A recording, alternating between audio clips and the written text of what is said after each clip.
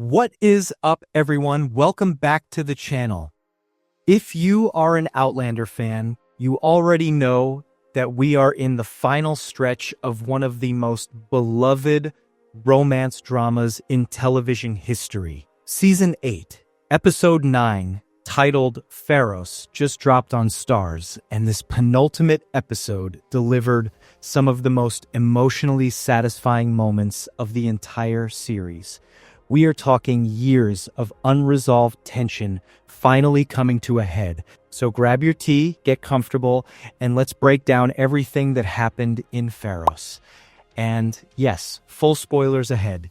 You have been warned. So when we pick things up, Lord John Grey is in a very bad place. He's chained up, bloodied, and being held captive in what sounds like an overwater boathouse somewhere. Standing over him is Captain Ezekiel Richardson, the season's shadowy villain who has been working both sides of the American Revolution since Season 7. This episode finally reveals what Richardson actually wants. Richardson has obtained written testimonies from two of Lord John's former lovers, Neil Stapleton and Percy Beauchamp, describing John's romantic relationships with men. In this era, that is a death sentence. Richardson threatens to send these letters to newspapers and Parliament, which would see Lord John hanged and destroy his brother Hal's political credibility. And what does Richardson want in exchange for silence? He wants Lord John to convince his brother, the Duke of Pardlow, to change a planned speech to the House of Lords. Hal is about to recommend withdrawing funds from the war, which Richardson believes will cost Britain the American colonies. Lord John refuses immediately. He makes it clear he will not be blackmailed. Richardson leaves him alone to think about it. The next morning, Percy is sent in to persuade Lord John to cooperate. Percy apologizes and says he loves him, but Lord John is not moved. Instead, he gives Percy one task: find William, tell him his father loves him, and deliver his signet ring. Percy agrees and leaves. Now here is where Lord John proves why he is one of the smartest characters on the show. While trapped in the cell, he picked up a bent nail and scratched a single word into the inside of the ring: Pharos, the Greek word for lighthouse. That one detail is going to save his life. Meanwhile, Jamie, Claire, and William travel to Savannah after receiving an urgent message about Lord John's disappearance. They quickly piece together what happened and confront Percy. Percy hands over the ring, and Jamie notices the scratched word inside: Pharos, lighthouse. There is a lighthouse on Tybee Island, and that is where they head next. On the island, they spot Richardson casually fishing, while Lord John remains captive nearby. Claire stays behind to watch Richardson, while Jamie and William handle the rescue. In one of the coolest moments of the episode, father and son silently rise from the water, take out the guards, and enter the boathouse.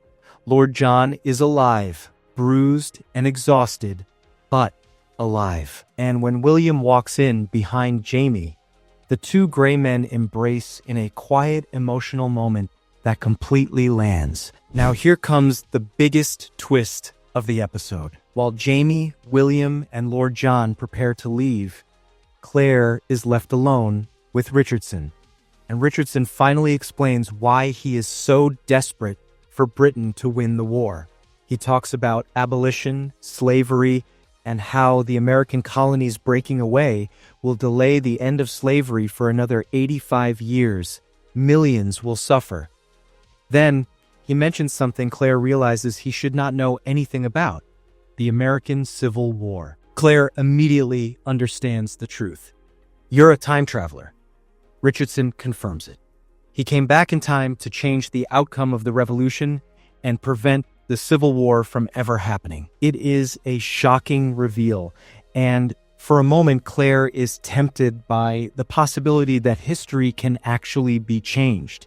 If Richardson can alter history, maybe Jamie does not have to die at King's Mountain like Frank's book predicted. So in a surprising moment, Claire lets Richardson go, but he barely gets outside before Lord John Grey shoots him dead. No speech, no hesitation, just one bullet. Lord John says, "That was for William," and adds that if he had 2 more bullets, he would use them for himself and his brother Hal. Just like that, Richardson's mission ends. Back at Lord John's house in Savannah, Jamie decides to finally make peace. He confidently announces that he has decided to forgive Lord John, and they never need to speak of the incident again. Claire's expression says everything. Lord John immediately fires back that Jamie can keep his forgiveness because he has not forgiven Jamie at all. He reminds Jamie that what happened came from grief, and Jamie nearly beat him to death over it. Then he slams the door. Claire tells Jamie plainly, "Tell me you don't love that man, and I'll never say his name again." Of course, Jamie cannot say it. He goes after Lord John. What follows is one of the most emotional conversations these characters have ever shared. Jamie finally acknowledges everything Lord John sacrificed. The years spent raising William, the loyalty, the friendship, and the love. He apologizes sincerely. Lord John admits that raising William was never a burden because William became the greatest gift of his life. And in the end, they reconcile the way they always have by sitting down together for a game of chess, just like the old days at Ardsmuir Prison. If this is their final scene together, it is a perfect ending for one of the greatest friendships in the series. There are a few other important moments too. Lord John later confronts Percy and forces him to sign an affidavit confessing to the slander and extortion scheme. Percy signs the papers and then takes his own life moments later. Lord John quietly says, "May God have mercy on your soul," before leaving. William also visits Amaranthus and tells her there is no future between them. And in a touching scene, Claire reminds William that loving both Jamie and Lord John is not a betrayal, it is a gift. As Jamie and Claire leave Savannah, Jamie looks back at William one last time, echoing all the years he could not do so before. The episode closes at Fraser's Ridge. Brianna and Roger welcome their baby son, David William Ian Fraser Mackenzie. But the joy becomes bittersweet when Jamie finally tells Brianna the truth. Frank's book says he will die at the Battle of King's Mountain. Brianna begs him not to go, but Jamie insists it is the only way to protect everyone he loves. Then, in a quiet final moment, Jamie finds Claire writing in a journal. Claire tells him, "I'm not writing my story, I'm writing our story." And just as the calm settles in, Benjamin Cleveland arrives with news that the militias are being called up.